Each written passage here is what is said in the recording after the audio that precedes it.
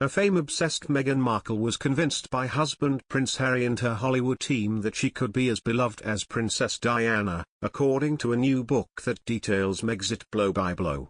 The schism between Markle, Harry and royal officials began when Prince Charles confronted his son about the television appearances critical of the royals that Markle's estranged father was making in the months after the couple wed.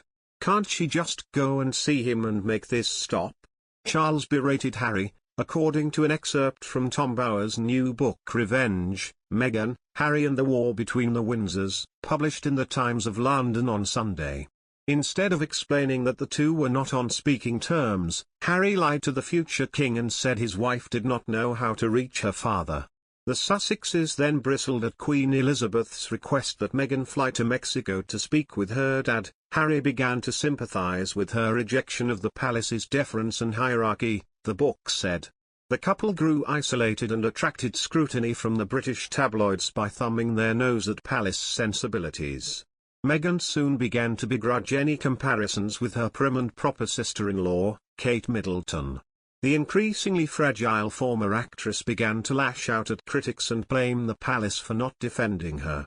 Tensions heightened when she decided that Princess Eugenie's wedding reception was an appropriate forum to announce she was pregnant, Bower wrote.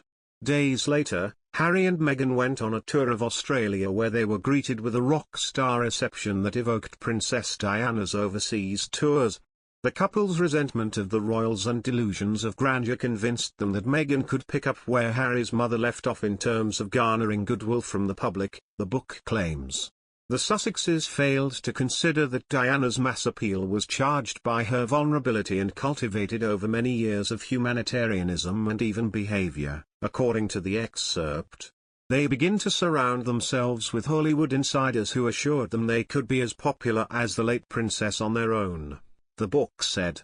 The palace was unnerved by the couple's ensuing independent PR blitz and set up the foundation of the Duke and Duchess of Sussex not as a foundation but as a charity run by trustees, which Meghan viewed as a slight.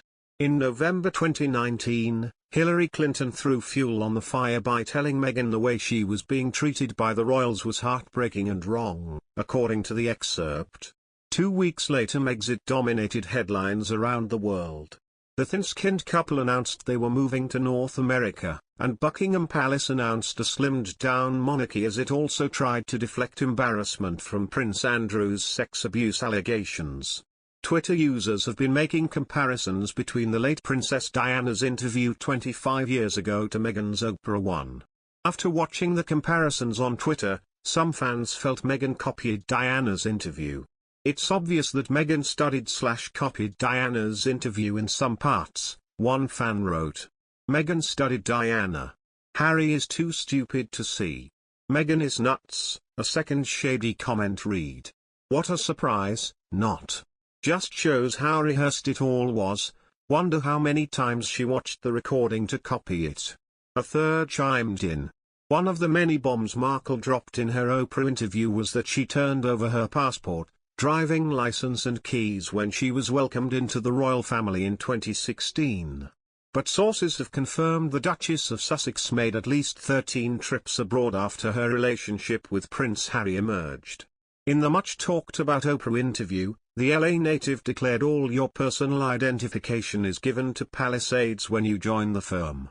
The Duchess visited 13 countries as a tourist from when she started dating Prince Harry to September 2019. Prince Harry and Meghan also jetted off to Italy for fashion designer Michel Nu's lavish wedding.